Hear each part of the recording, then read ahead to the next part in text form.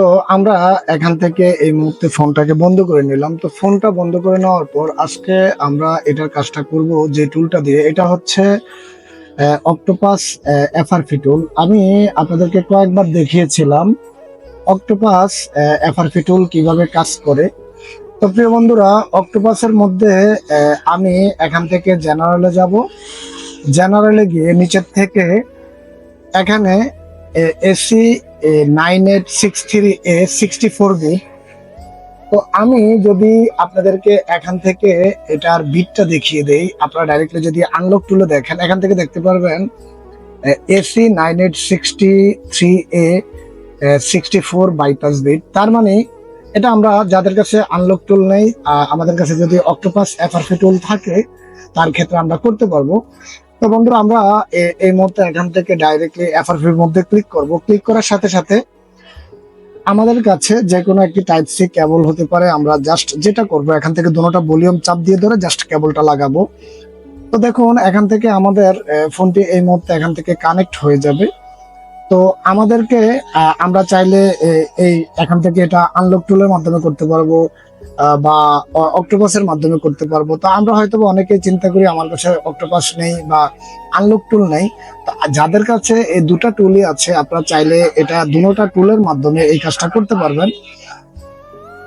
তো প্রিয় বন্ধুরা, আমরা অনেক সময় এই কাজগুলো করতে গেলে আমাদের অনেক প্রকার প্রবলেম গুলো আসতে পারে। ফোন কোনো প্রকারে বুট করতেছে না বা ফোনটি চালু হয়ে যায়।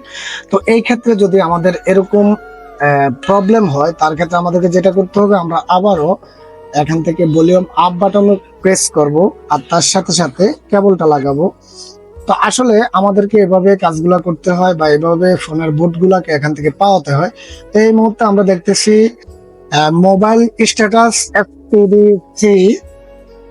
তো আসলে এভাবে কাজগুলা করতে হয়। আর আমি আপনাদেরকে সবসময় বলে থাকি আমার ভিডিওতে একটু নয়েজ হয়ে থাকে, কেননা আমি আমার যে রোডের সাথে যে আমার শপ তার কারণে নয়েজলি একটু প্রবলেমলি হয়। তো আপনারা চাইলে এই ফোনগুলা সিএম টুলের মাধ্যমে করতে পারবেন, আনলক টুলের মাধ্যমে করতে পারবেন, TFM এর মাধ্যমে করতে পারবেন, তারপরে সিমারা টুলের মাধ্যমে করতে পারবেন, অক্টোপাসের মাধ্যমে করতে পারবেন। তো অনেকগুলা টুলের মাধ্যমে এই ফোনটা কাজ করা যায়। তো প্রিয় বন্ধুরা, আজকে আপনাদেরকে টোটালি আমি এখান থেকে দেখাতে চেয়েছিলাম যদি স্যামসং Z26 যদি এখান থেকে এফআরপি লক হয়ে যায় কিভাবে বাইপাস করতে হয়। তো যারা হয়তোবা আপনারা দেখতেছেন আমি অনেকক্ষণ যাবত এখানে পাওয়ার এখান থেকে ভলিউম আপ কি এখান থেকে স্প্রেস করে রেখেছি। তো এই প্রবলেমটা মূলত আসলে আমরা যে কাজগুলা করতে যাই তা আমাদের এই কাজগুলা থেকে আসলে হয়। তো আমি এখানে আবারও এখানের মধ্যে আমি এই দুটোটা ভলিউম চেপে ধরে আমি দুটোটা ভলিউম চেপে ধরে কেবল লাগাবো। তো আমাদেরকে এই কাজগুলা করতে গেলে এখান থেকে একটু সময় নেয় বা এখান থেকে টাইম নেয়। তো এই জিনিসটা অনেক সময় আমাদের এখান থেকে হয়ে থাকে।